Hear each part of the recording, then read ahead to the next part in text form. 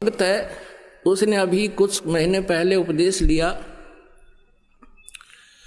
वो अपने मुख से अपनी सारी कहानी आपको सुनाएंगे। पुण्यात्माओं, समर्थ का शरणाग हो, रंग होरी हो, कदे ना हो ऐ काज राम, रंग होरी हो। इनका एक छोटा सा बच्चा 10-12 वर्ष का और 1100 वाट के तार से टच हो गया। इसका जख्म है इतना, 2 अंगुल पूरी आ जा, और पैर का अंगूठा जल गया, आर पार निकल गई बिजली।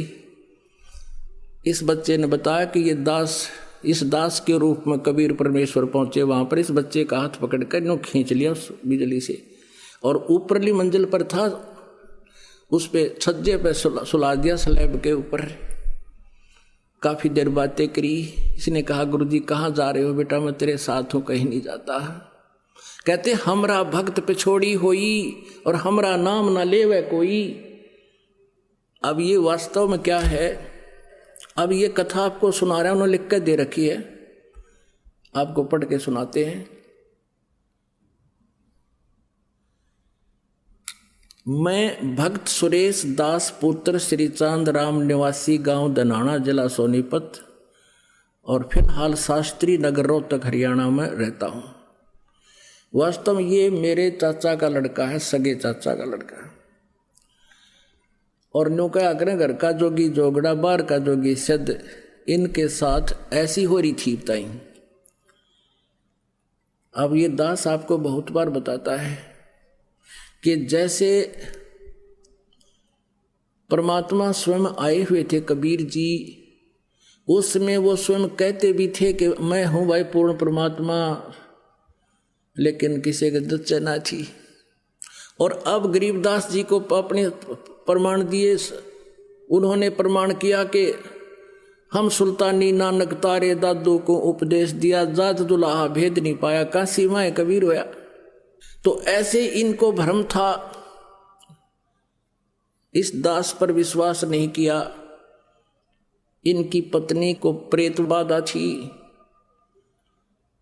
और उन्होंने सारे जंतर मंत्र करते रहे। मैं पढ़कर सुनाता हूं, बाकी से इन्होंने लिख कर दिया है। मैं भक्त सुरेश दास पुत्र श्री चांदराम निवासी गांव दनाना जिला सोनीपत, फिलहाल शास्त्री नगर रोहतक का निवासी हूं।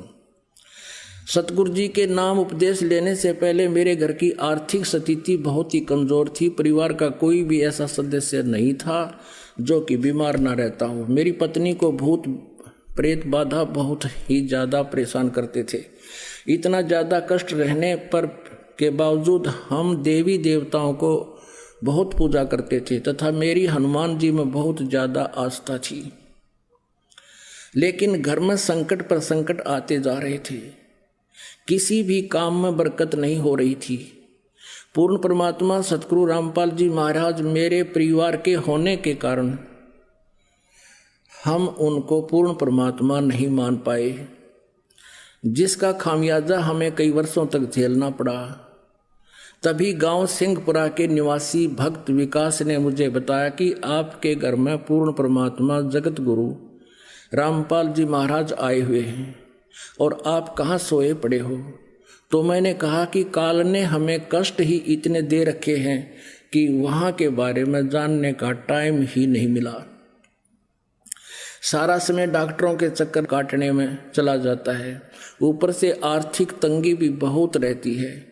उस भक्त ने मुझे काफ़ी समझाया कि पूर्ण परमात्मा की ऐसी दया हुई कि मैं संत रामपाल जी महाराज से नाम उपदेश लेने के लिए अक्टूबर 2010 में सतलोक आश्रम बरवाला में पहुंचा। नाम उपदेश लेने के बाद सतगुरु जी ने अपना दया का पिटारा खोल दिया और मुझे वो सुख अनुभव होने लगे जिनका वर्णन इस जुबान से कर पाना बहुत मुश्किल है। मेरी पत्नी को बहुत प्रेत सता रहे थे, सतगुरु जी की दया से अब वह पूर्ण रूप से ठीक है।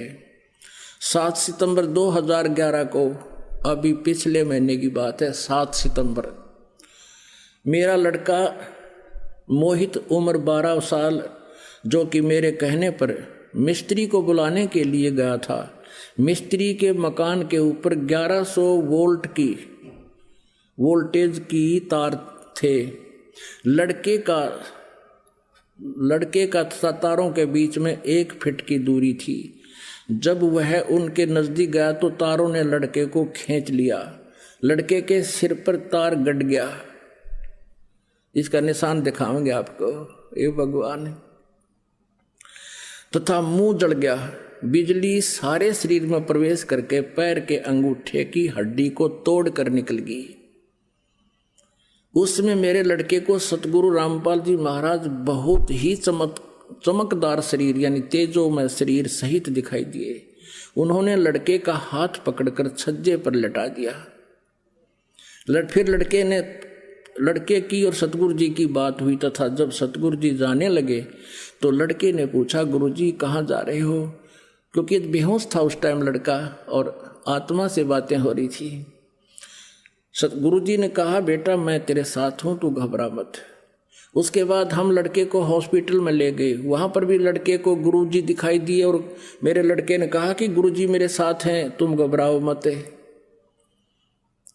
यदि आज हम परमेश्वर कबीर जी की शरण में नहीं होते तो हमारा लड़का जिंदा नहीं होता और हमें बहुत कष्ट का सामना करना पड़ता। बोलो सतगुरुदेव की जय। अब आपको दिखाते हैं, अभी आपको दिखाते हैं इस बच्चे का जो सतिथि। अब देख, अभी तो 1 महीने में लगभग 1 महीना हो गया, ऊपर हो गया, बल्कि बहुत फर्क हो गया। इसकी पहले की जो तस्वीर ले रखी है इन्होंने वो भी दिखाते हैं, देखना।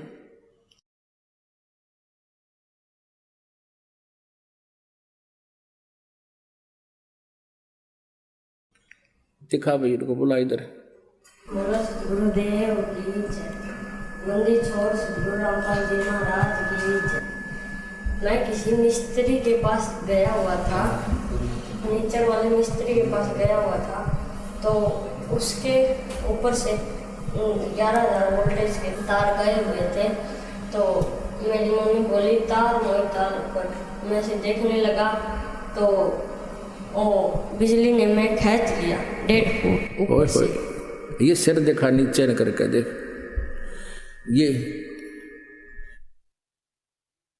ये निशान पड़ रहा है लड़के के, ये नीचा कर गर्दन थोड़ी सी, ये देख उतर जाओगे हो। ओए होए होए, ये बंदी छोड़। ये तो 1 महीने के बाद ये सती थी, 2 उंगल पूरी आ जाए, इतना खड्डा था इस बच्चे का। पैर का अंगूठा देखो इसका है। अब तो ये बहुत ठीक हो गया ना, कति कंडम होया पड़ा था उस दिन।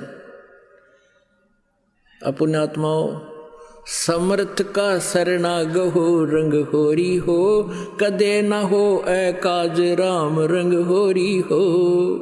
हमरा भक्त पे छोड़ी होई, तुम्हारा नाम ना लेवे कोई। परमात्मा कहते जब हमारे भक्ता पर आपत्ति आ गई तो हमारा नाम कौन लेगा। अब ये जो मैंने पढ़कर सुनाया है, ये भक्त सुरेश है, मेरे सगे चाचा का लड़का है। और वही बात है, घर का जोगी जोगड़ा, बाहर का जोगी सदे। ये तो परमात्मा कहते हैं, मैं रो तू सृष्टि को, सृष्टि रोवे मोहे। गरीबदास इस वियोग को समझ नहीं सकता कोई। अब क्या सतिथि थी इनकी, इसकी माता भी आई हुई है लड़के की यहाँ पर। उस दिन आई, इसमें 40 किलो वजन था और आज पहलवान कैसी हो रही है। नाम लिए 5-6 साल भर नाम लिया हुआ है, सारी बाधाएं दूर होगी, सब चिंताएं मिट गई। तो पुण्यात्माओं, यह समर्थ की ओट है। दुख द्वंद उपादम जीव बंधे, समर्थ की नहीं उपासा है।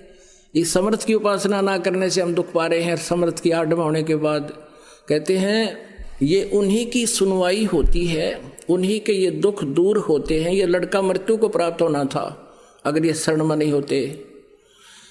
कहते हैं पति भरता जमी पर जो जो धर है पाओ, समर्थ झाड़ू देते है ना काटा लग जावे।